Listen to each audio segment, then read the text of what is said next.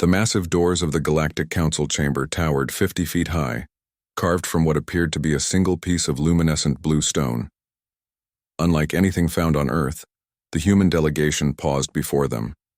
Ambassador Olivia Reed took a deep breath, steadying herself. This moment would determine the fate of humanity. The council chamber doors swung open silently, revealing a vast circular room with tiered seating, rising hundreds of feet upward in concentric rings. Each tier filled with beings from across the galaxy. Representatives of over 500 species watched as the 6 humans entered. Some leaned forward with curiosity, others recoiled in apparent disgust. The air felt charged with tension at the center of the chamber. A raised platform held 7 ornate chairs arranged in a semicircle. 6 were occupied by beings so different from one another, they seemed to defy the very concept of life as humans understood it.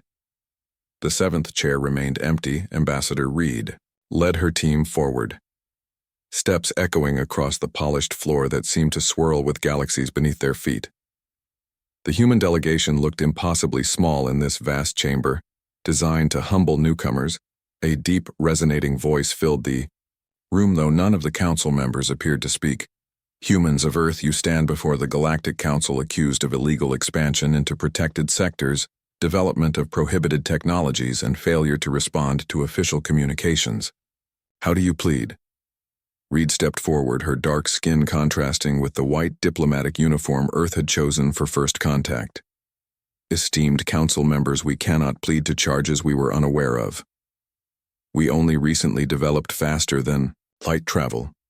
We had no knowledge of galactic law or protected sectors until your enforcement vessels appeared in our solar system 3 weeks ago. A ripple of sound passed through the gathered representatives.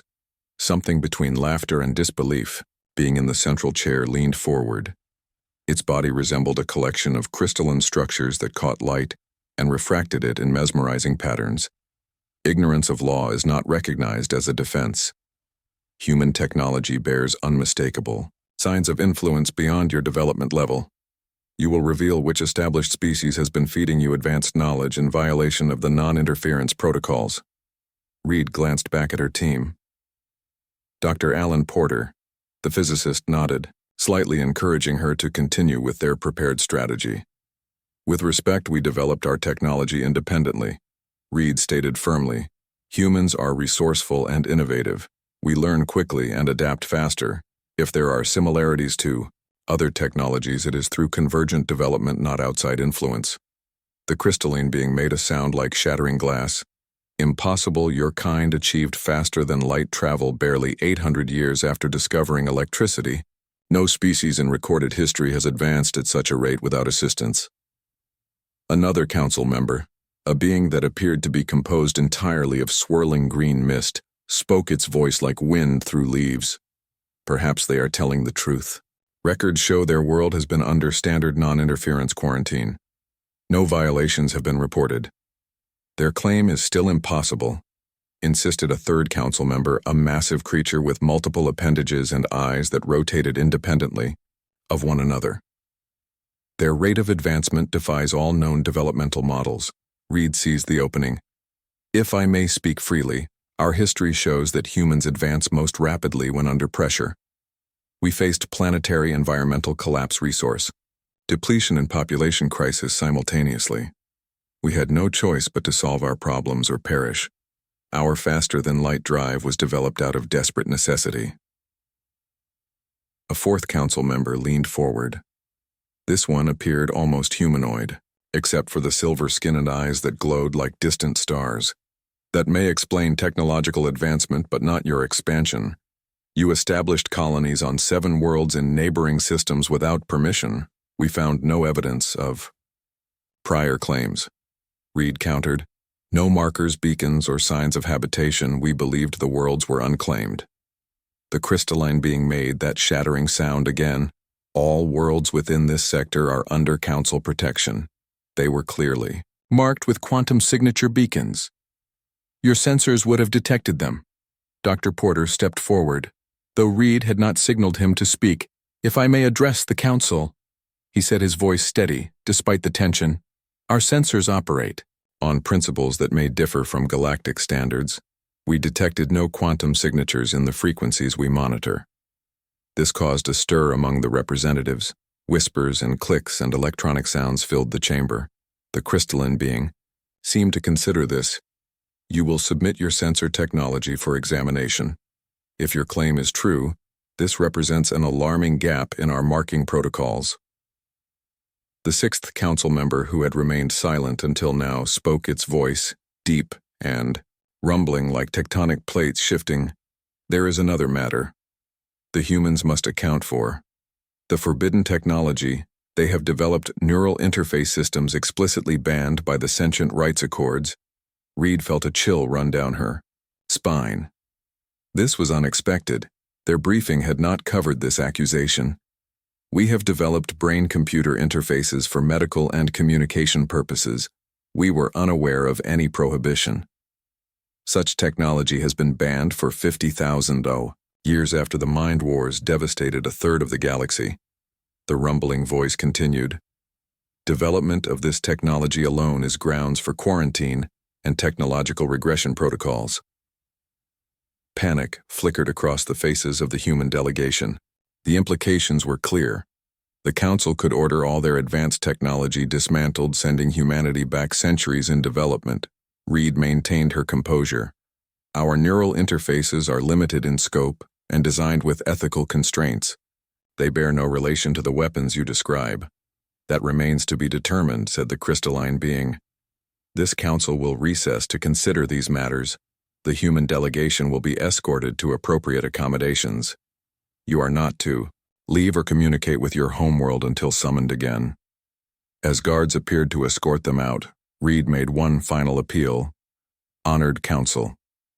We came here in good faith to establish peaceful relations. We ask only for the opportunity to learn your laws and integrate properly into the galactic community. Humans do not wish to disrupt the established order merely to find our place within it. The crystalline being made a gesture that might have been dismissive or contemplative. Your request is noted. The council will deliberate. The human delegation was led from the chamber. Whispers and murmurs followed them out, some hostile, some curious. The future of humanity hung in the balance, once in their assigned quarters. Reed gathered her team. They're going to inspect our technology, Porter. What will they find? Nothing we can't explain. Porter replied. But that neural interface accusation, that's serious. They seem afraid of us, said Diane Cole, the cultural specialist. Did you notice? Their body language or equivalent showed signs of fear beneath the hostility. But why? Asked Miguel Santos, the security officer. We're hardly a threat to a civilization that spans the galaxy. Maybe that's exactly what we need to understand. Reed said thoughtfully. What could make such an advanced coalition fear a newcomer species like us? The questioning was specifically focused on our rate of development, noted Layla Kim, the xenobiologist. As if rapid adaptation itself was suspicious or threatening, Reed nodded. Then we need to understand why. That may be our key to survival. Get some rest, everyone. Tomorrow we fight for Earth's future, and I have a feeling we're going to need a different approach than we planned. As the others dispersed, Reed stared out the viewport at the massive space station that housed the Galactic Council. Countless ships of alien design moved in careful patterns around it, the center of power for thousands of worlds. And somehow humanity had stumbled into its crosshairs unprepared and unwelcome. But Reed had noticed something. The empty seventh chair on the council. Why was it empty? And why had several representatives seemed almost hopeful when examining the humans? Were there factions within this, supposedly unified body? Could Earth find allies among them? She would find out. Tomorrow would determine if humanity faced quarantine regression or acceptance. And she was beginning to suspect there was much more at stake than anyone on Earth had realized. The observation platform extended out over an impossible void, stars glittering like scattered diamonds below and above. Ambassador Reed stood at the edge, her reflection barely visible in the transparent floor beneath her feet. She was not alone. Tall being with 4 arms and skin that shifted colors with its emotions stood beside her. This was Nick's representative of the Aldarian Confederation and her first potential ally in the council. They will vote for regression protocols tomorrow. Nick said, its skin turning a deep indigo. The crystalline collective fears your neural technology above all else. Reed watched distant ships moving through the vast space around the council station. Why such fear of medical technology? Surely the council has far more advanced systems. Nix shifted closer, its voice dropping. What your people call neural interfaces, the council calls mind shapers, the technology that sparked the mind wars, the greatest atrocity in galactic history. We would never, Reed began, but Nix raised a hand to stop her. What you would never do is irrelevant. The fear runs too deep. But there is something you should know. The 7th seat on the council has been empty for 12,000 years. It belonged to the predecessors. Reed frowned. The predecessors. The species that created the mind shapers. They were architects of thought, engineers of consciousness. They reshaped themselves, evolved beyond physical form. Some say they transcended this reality. Others believe they destroyed themselves. Either way, they vanished, leaving only their technologies and warnings. A cold realization washed over Reed. And you think humans resemble these predecessors? Nick's skin flickered with patterns of light. Your development curve matches theirs precisely. Your neural technology follows principles only they understood. And there is something else. The quantum signatures you could not detect.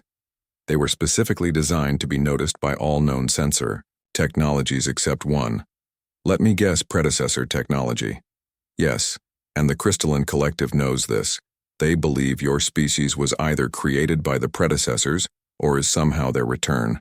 They fear what this means. Reed turned away from the view to face Nix directly. Why are you telling me this? Why help us? Because balance must be maintained. Nix replied simply. The crystalline collective has dominated the council for too long. If humans are indeed connected to the predecessors, your presence changes everything. The power dynamics of 12 millennia would shift overnight. Not all of us fear this change.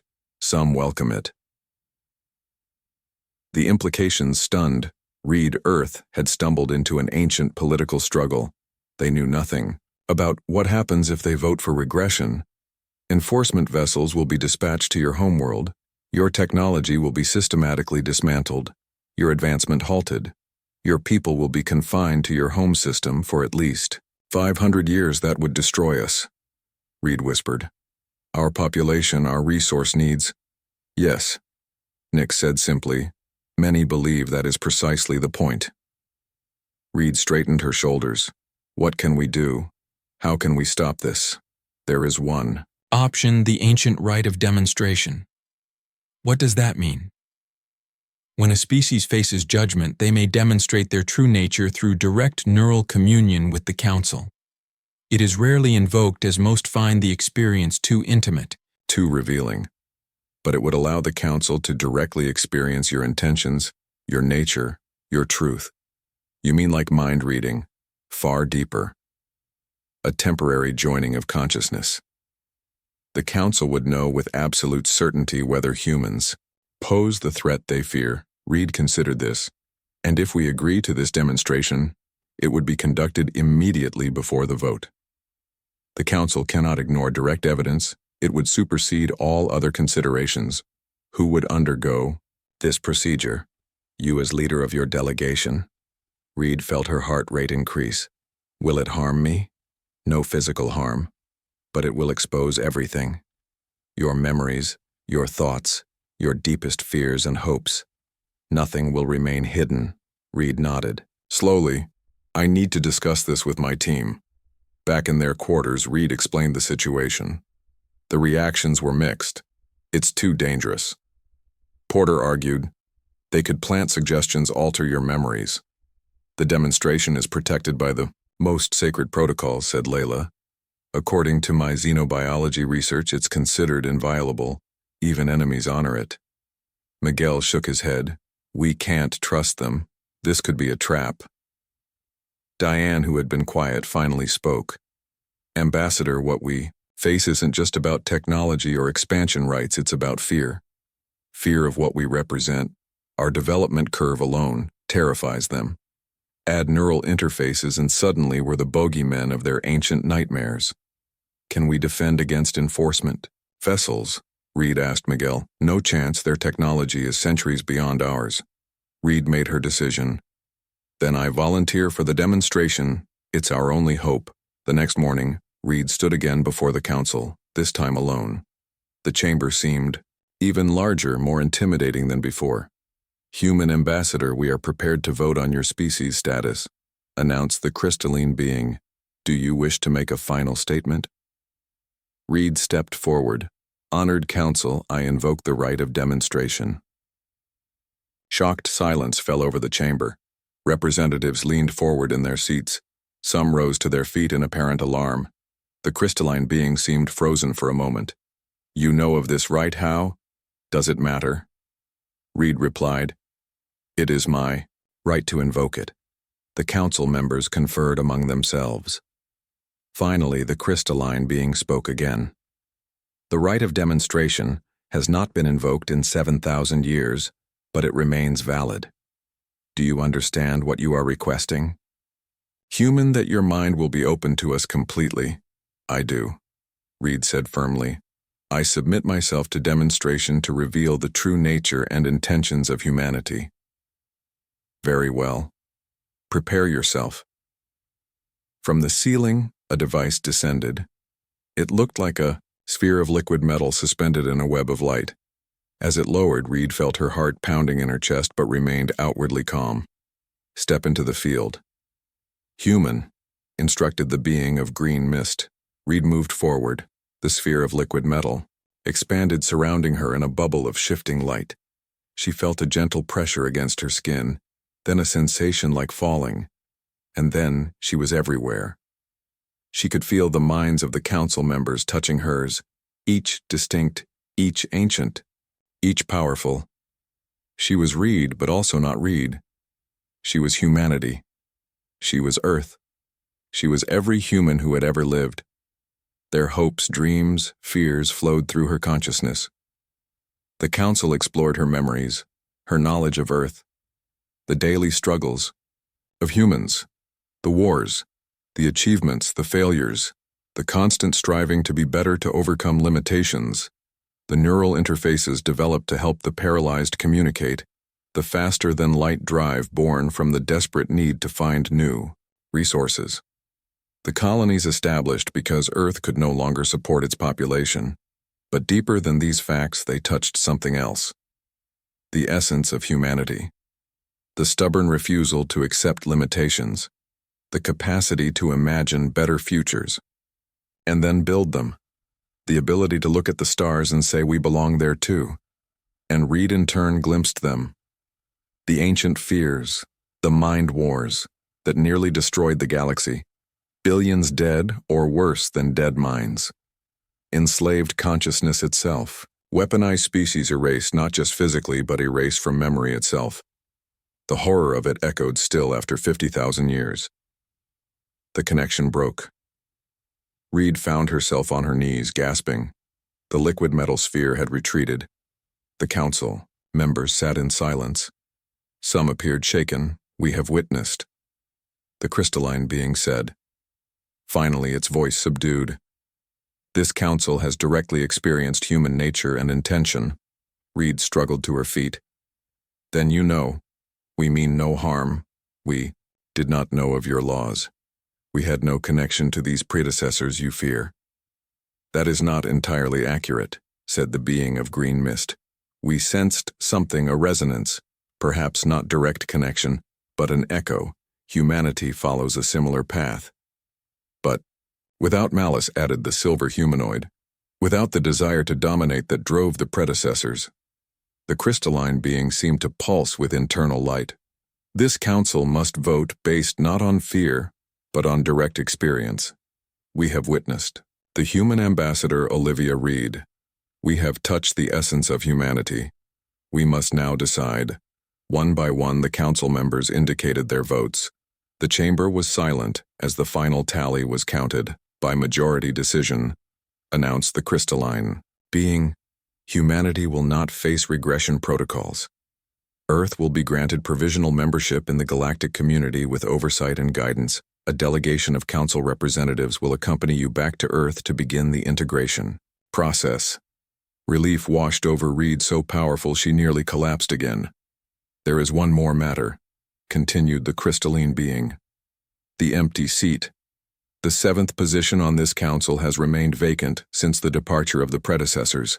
This council acknowledges the resonance we sensed within humanity. While you are not the predecessors, you may in time be worthy of their legacy. Therefore, when humanity has proven itself over a probationary period of 100 years, the 7th seat will be offered to Earth. Gasps and exclamations erupted throughout the chamber. Representatives of hundreds of species reacted with shock, surprise, or dismay. The council members themselves seemed surprised by this declaration. Reed stood speechless. This was beyond anything she could have imagined. Earth had entered the galactic stage, not just as a new member, but as potential inheritors of an ancient legacy. Alarms blared throughout the council station. Reed sprinted down a curving corridor, her diplomatic uniform torn at the shoulder. Behind her, Porter and Miguel struggled to keep pace. Their footsteps echoed against the polished floor as they rounded another corner and found themselves facing a dead end. They said this would lead to the docking bay. Porter gasped, leaning against the wall. Reed pressed her palm against the seamless wall, searching for any hidden panel or control. They lied. The Crystalline Collective never intended to honor the council vote. 3 days had passed since the demonstration. 3 days of bureaucratic delays and false promises as they waited for transport back to Earth. Then came the security breach alert, and the sight of council security forces moving toward their quarters with restraint devices. Miguel drew his sidearm, a simple projectile weapon that had somehow made it through security. Standard human deception. They let us bring primitive weapons, knowing they would be useless against their technology. Put that away, Reed ordered. We'll get no help by threatening anyone. A section of wall slid open, startling them. Nyx stood in the opening, its skin pulsing with urgent reds and oranges. Quickly, they have overridden the council vote. The Crystalline Collective convinced enough representatives that the demonstration was compromised. That's impossible, Reed protested, even as she hurried through the opening, followed by Porter and Miguel. The demonstration is protected by sacred protocols. Sacred protocols matter little when fear rules, Nyx replied, leading them down a hidden passage. The collective has spread word that humans possess natural mental shields, a previously unknown ability that could have masked your true intentions. That's absurd, Porter said.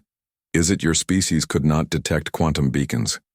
Your neural interfaces follow principles only the predecessors understood. You develop at an unprecedented rate. Perhaps mental shields are simply another unexplained human ability. They emerged into a small hangar bay where a sleek vessel waited. Its design was unlike the angular council ships or the bulky utilitarian craft humans had developed. It seemed to flow like liquid metal frozen in mid-motion.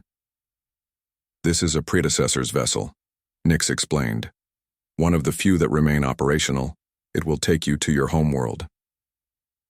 Reed stopped short. Why are you doing this? Why risk everything to help us? Nyx's skin shifted to deep blue with flickers of gold. The Aldarian Confederation believes in balance. The Crystalline Collective has ruled unchallenged since the predecessors vanished. Many systems suffer under their indirect control. They fear humans, because you represent change, a shift in power that has been needed for millennia. So we're just pawns in your political game, Miguel said bitterly. No. Nyx turned to face them fully. You are potential allies. What I told you before remains true. There is a resonance between humans and predecessors. You may be their descendants, their creations, or simply following a parallel evolutionary path. Regardless, you represent hope for many oppressed worlds. The other council members, Reed asked, do they support this betrayal? They are divided. The Silver One Telex opposed it strongly, as did the Green Mist Vorn, but they were outvoted in emergency session.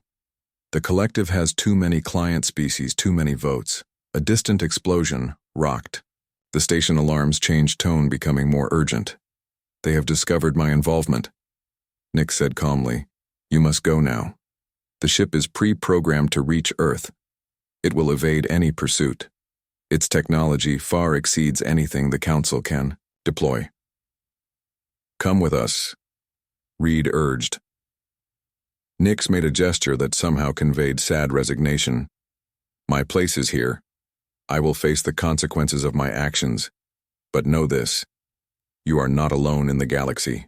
Many will watch Earth now, waiting, hoping if humans truly share the predecessor's essence, you will find a way to return.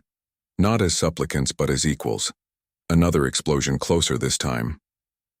"The ship responds to thought," Nick said quickly. "It will connect with you, Ambassador, similar to your demonstration, but less intrusive. It requires a guide. Only you can pilot it." Reed hesitated only a moment before embracing Nix in a very human gesture of gratitude. The alien seemed startled, then returned the embrace awkwardly. "Go now. And remember, when you return to Earth, Council representatives will follow. They will claim to offer guidance and integration, but their true purpose will be control, restraint, perhaps even sabotage. Do not trust them." Reed nodded, then hurried toward the ship. Porter and Miguel, following the vessel, seemed to sense their approach, a doorway appearing in its smooth hull. She paused at the threshold, looking back at Nix. "We will remember your help. We will return." Inside the ship, there were no visible controls, no pilot seats, only a circular chamber with walls that shifted with subtle patterns of light. Reed felt a gentle pressure against her mind, similar to the demonstration, but less overwhelming. "It wants to connect with you," Porter observed. Just like Nick said, Reed nodded and opened her thoughts to the ship. The connection was immediate and surprisingly comfortable. The ship seemed almost eager, almost alive. Its systems unfolded in her mind, not as technical schematics, but as intuitive concepts. She understood how to fly it without learning how. "It's incredible," she whispered. "I can feel its engines. I can sense the space around us." The ship responded to her thoughts, lifting smoothly from the hangar bay. The doors ahead remained closed, but Reed somehow knew this was no obstacle. The ship simply phased through the solid barrier matter, passing through matter without resistance. Outside, they found chaos. Council security vessels converged on the station, weapons firing at unseen targets. Internal conflicts had erupted across multiple levels. "The station is tearing itself apart," Porter said, watching through the ship's hull, which had become transparent from the inside. "Nick's faction must be fighting the collective. Can we help them?" Miguel asked. Reed felt the ship's capabilities unfold in her mind. "No, the ship wants to leave now. It's programmed for Earth, and resisting that directive would be difficult, perhaps impossible." The ship accelerated away from the station, moving far faster than any human vessel could manage. The stars blurred around them. "How long to reach Earth?" Porter asked. Reed consulted the ship through their mental link. "Hours, not days. This vessel travels in ways our scientists have barely theorized. Some kind of dimensional, folding rather than true faster than light travel." "So we go home," Miguel said. "Then what we warn Earth, prepare for what Council ships that might follow." "Yes," Reed agreed. "But there's something else." Something Nick said. "The resonance between humans and predecessors. We need to understand what that means." Porter nodded thoughtfully. "Our neural interfaces, the quantum beacon blindness, these aren't coincidences. Something connects us to these predecessors, and the Council fears that connection." "Nix believed we might be their descendants," Reed said, "or their creations." Miguel added, "Maybe they visited Earth in the distant past, influenced our evolution. Or perhaps," Porter suggested, "we simply followed a similar developmental path. Convergent evolution on a species scale." Reed watched the stars streak past. "Whatever the truth, we need to find it. Before the Council arrives, we need answers and leverage." The ship surged forward, responding to her determination, as if eager to help them discover the truth. Days later, Reed stood in the Oval Office. The President and Joint Chiefs listened intently as she explained what had happened at the Council Station. They will come, she concluded. First, a diplomatic mission claiming to help us integrate. But their true goal will be containment, making sure we never develop into whatever they fear we might become. And you believe this alien Nix, the President asked, that we somehow connect to these predecessors? I experienced the demonstration, Reed replied. I felt their fear, their certainty that humans represent something they thought long gone. The ship that brought us home is proof enough. Its technology is beyond anything we've imagined, yet I could control it instinctively. Where is this ship now? Asked the Secretary of Defense. Hidden. The fewer who know its location, the better.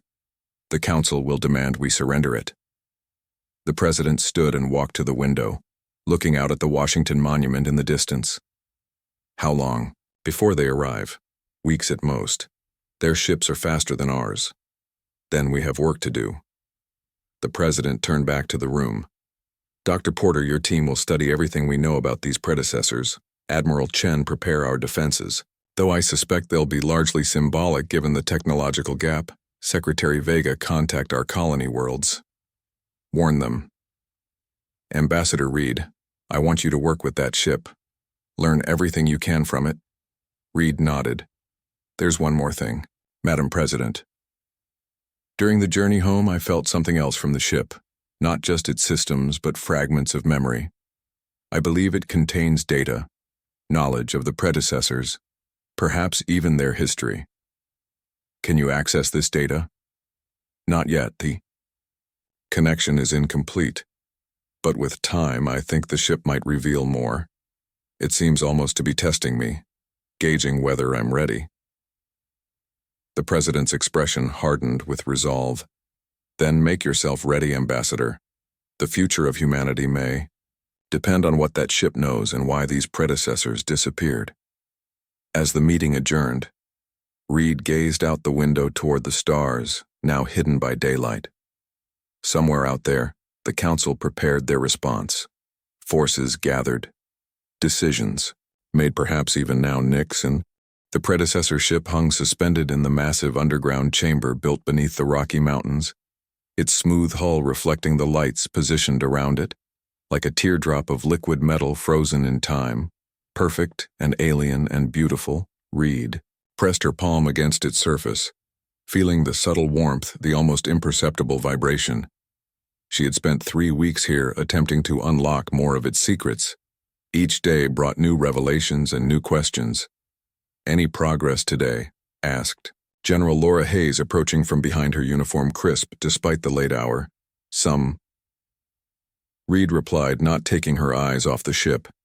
It's showing me star maps, navigational data points of interest. The predecessors maintained outposts throughout the galaxy. Some may still exist. Weapons capabilities. Reed turned to face the general. That's not what this is about, Laura. The ship isn't a weapon, it's a repository of knowledge, a library, a history. It crossed 20,000 light years in under 14 hours, Ambassador. That kind of technology could ensure humanity's survival. Or provoke the exact response we're trying to avoid, Reed countered. The Council already fears us. Using predecessor weapons would only confirm their worst suspicions before the general could respond. An aide hurried into the chamber. They're here. The Council delegation has entered Earth orbit 7 ships. The lead vessel is requesting permission to land. Reed and Hayes exchanged glances. Right on schedule, the general said.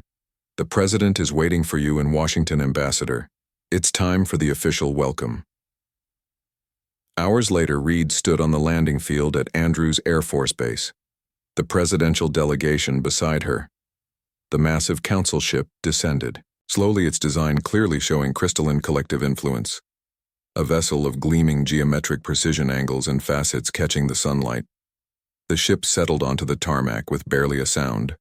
A delegation ramp extended and 7 figures emerged. The lead figure Reed recognized immediately. The crystalline being who had led her trial.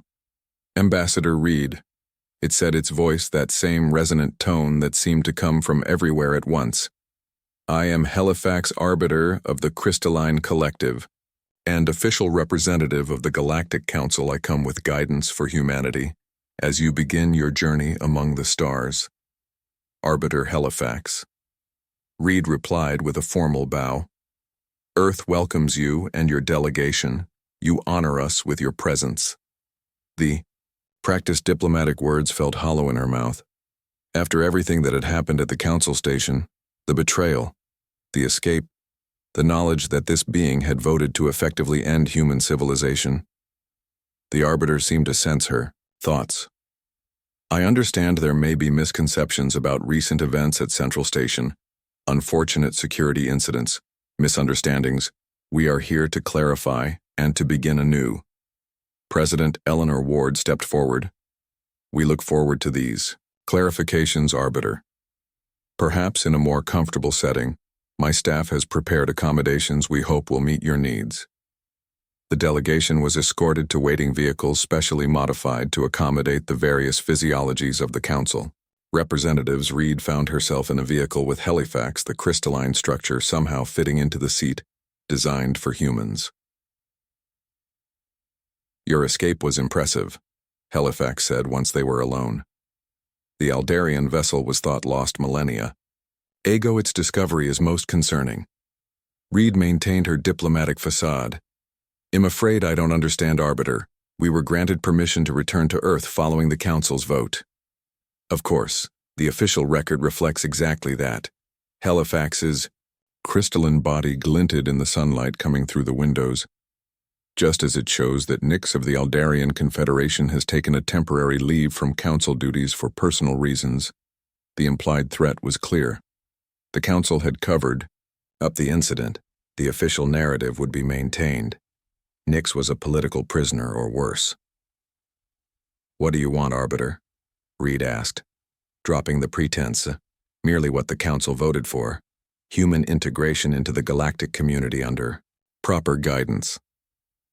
The technology transfer program we will implement will advance your civilization significantly, though naturally certain technologies must remain restricted for the safety of all, including our neural interfaces. Especially those, as you experienced during the demonstration, such technologies led to the greatest atrocity in galactic history. The Mind Wars nearly ended all sentient life. The predecessor's weapons turned consciousness itself into a battlefield. The vehicle passed through Washington, D.C., the monuments and buildings a stark contrast to the alien technology, now in orbit above them. And what of the predecessor ship that brought us home? Reed asked, watching carefully for the Arbiter's reaction. The crystalline being seemed to freeze momentarily, a subtle change in its internal light pattern. A most unfortunate fabrication. There are no operational predecessor vessels. All were accounted for and contained after the disappearance. Then, how did we return to Earth so quickly? Your report indicates you employed an experimental human drive, impressive, though concerning in its advancement level. So that was the game, Reed thought. The Council would deny everything, rewrite the narrative control information as they had for thousands of years.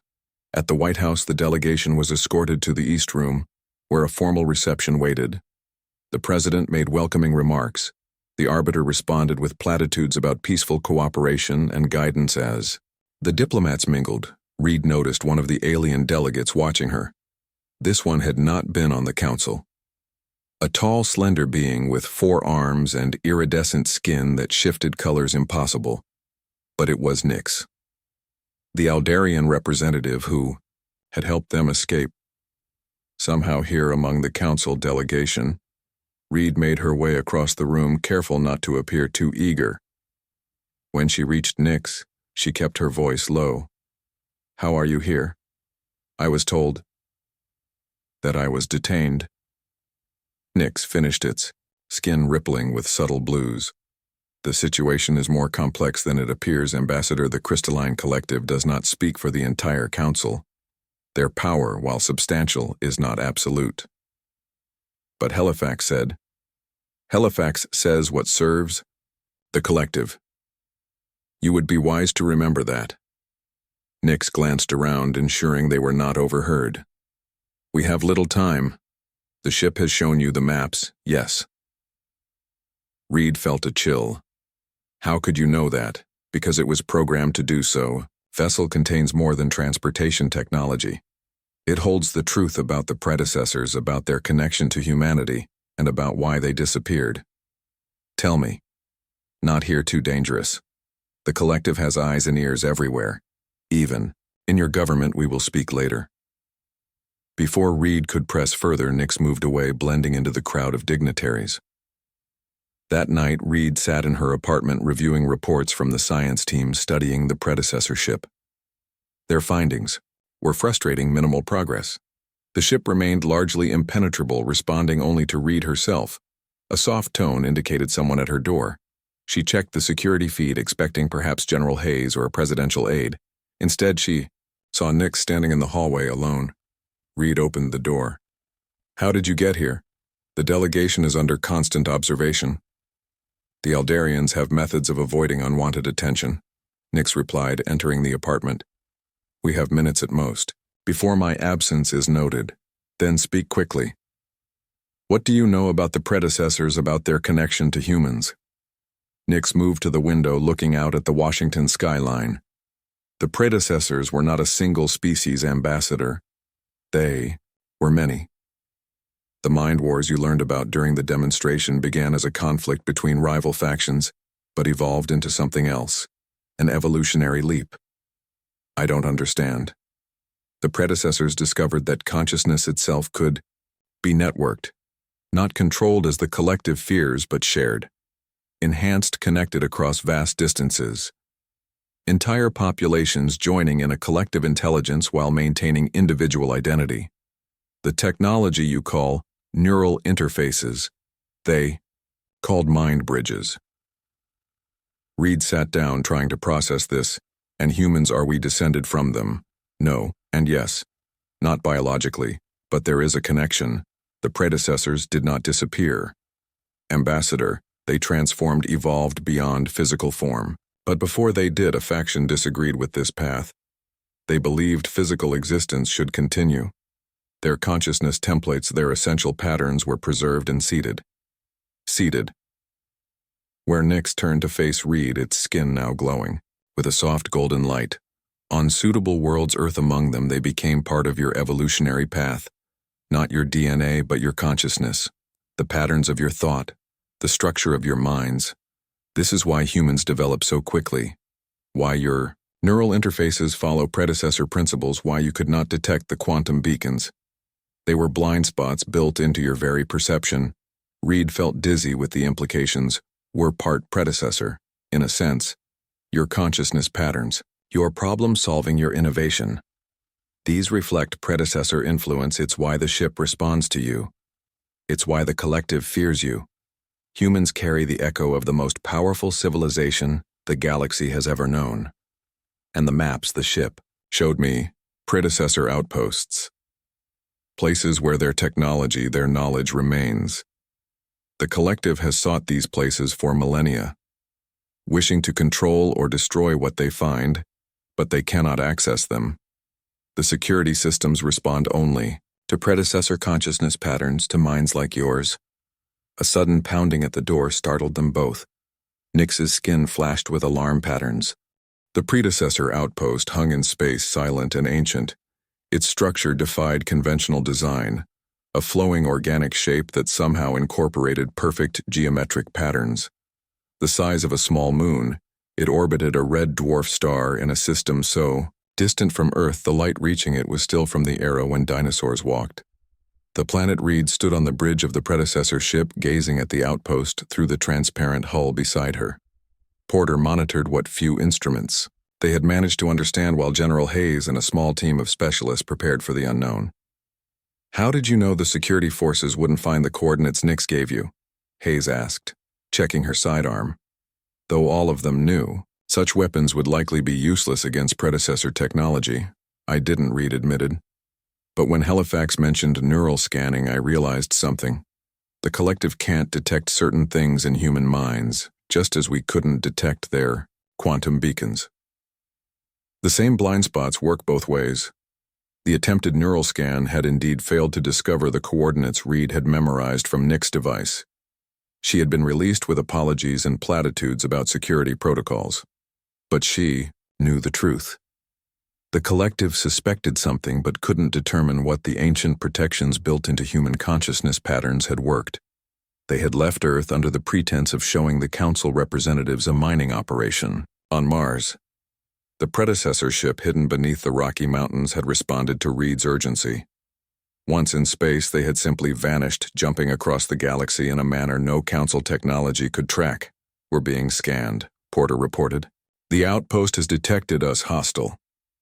Hayes asked, her hand moving to her weapon. "I don't think so," Reed replied, feeling a familiar pressure against her mind. "It's like the ship, more curious than threatening."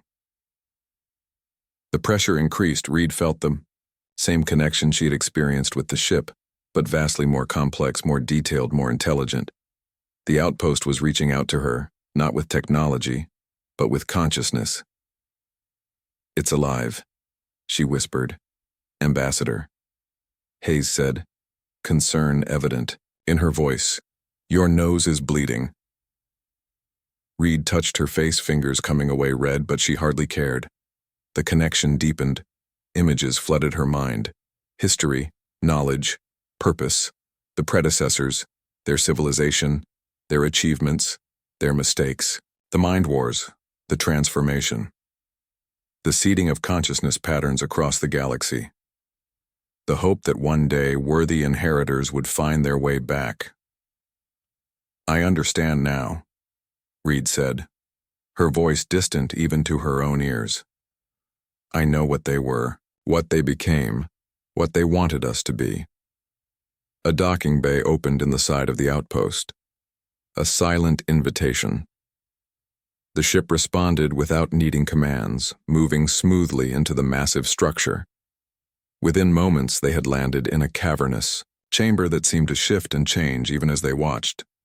"Stay alert," Hayes ordered her team as the ship's hull created an opening. "We don't know what's waiting for us." "Nothing waits, General," Reed said, stepping toward the opening. "And everything." The chamber beyond the ship was vast yet somehow intimate. The walls glowed with soft light patterns swirling and dancing like living art. The floor was solid, yet seemed to respond to their footsteps, adjusting to provide perfect support. Reed moved forward. Drawn by some instinct she couldn't name, the others followed, weapons ready despite her assurances. At the center of the chamber, a pedestal rose from the floor upon it, a simple sphere of what appeared to be clear crystal. "What is it?" Porter asked, his scientific curiosity overcoming his caution. "The repository." Reed answered, knowledge flowing into her mind from the outpost itself, the collected consciousness of the predecessors. Not their technology, but their essence, their wisdom, their being is. "Should a weapon?" Hayes asked. Still thinking in military terms, Reed shook her head. "It's a gift, a legacy left for whoever might follow their path." She reached out her hand, hovering over the crystal sphere. "Ambassador, wait," Hayes cautioned. "We should study it first, run tests." "There isn't time," Reed replied. "The Council will have discovered our disappearance by now. They will know what this means. Halifax and the collective will stop at nothing to prevent what comes next." "And what does come next?" Porter asked. Reed looked at her companions, her fellow humans, representatives of a species that had evolved on a distant blue world, yet somehow carried within them the echo of the most advanced civilization the galaxy had ever known. "Evolution," she said, simply, and placed her hand on the sphere. Light exploded outward from the contact point, engulfing Reed, then expanding to encompass the others. The chamber, the outpost, the very fabric of reality seemed to shift and transform. Reed felt her consciousness, expanding, connecting first with her companions, then beyond to the outpost itself, then further still. She could sense Earth, billions of humans, their minds suddenly awakening to new potential. The neural interfaces humanity had developed independently, yet following predecessor patterns activated, responding to the signal from the outpost. Consciousness linked across impossible distances, not controlling, not subjugating, but enhancing, connecting, unifying while preserving individuality, and beyond. Earth, she sensed the council. The shock, the fear, the wonder as the signal reached them too. The crystalline collective attempting to block it to shield their client species. The futility of their efforts. This was not an attack, not a weapon, but an invitation. The fulfillment of a plan set in motion millennia ago. When the light faded, Reed stood unchanged yet utterly transformed. Her companions stared at her with new eyes, with new understanding. What happened? Hayes whispered, though she already knew the knowledge was there in her mind, in all their minds. What the predecessors intended, Reed answered. They didn't disappear, they evolved beyond physical form, but they left behind the path for others to follow. They seeded that potential in humanity, knowing that someday we would find our way back here. The collective, Porter said. They knew this might happen. They feared it. Yes, Reed nodded, because it means the end of their dominance, the beginning of something new, something they cannot control, the next stage of evolution for all sentient life, not through conquest or technology, but through connection, understanding unity with diversity. Hayes holstered her weapon, no longer seeing threats but possibilities. What happens? Now, we return to Earth. Reed said, we face the Council, not as supplicants, not as students, but as the inheritors of the predecessor legacy. The seventh seat on the Council was left empty for a reason. It awaits humanity. The journey back to Earth took mere moments. The predecessor ship responding to their enhanced consciousness with capabilities previously hidden. When they emerged into Earth orbit, they found the Council vessels waiting, weapons ready, threats broadcasting on all frequencies, but something had changed on Earth, and throughout human colonies, consciousness had awakened. The neural interfaces that had begun as medical devices had become something more. The potential that had always existed in human minds unlocked by the signal. From the outpost, Reed stood on the bridge of the predecessor ship and opened a channel to all vessels. This is Ambassador Olivia Reed, representing Earth and humanity. I request an emergency session of the full Galactic Council, not with their representatives, but with the Council itself present in person at Earth. Halifax's voice came through harsh and threatening. You have accessed forbidden technology, activated predecessor systems. Earth is now under quarantine. All technological systems will be neutralized for the safety of the galaxy. Reed smiled. Though the transmission was audio only, that would have been possible yesterday. Arbiter. Today, everything has changed. Look at your sensors.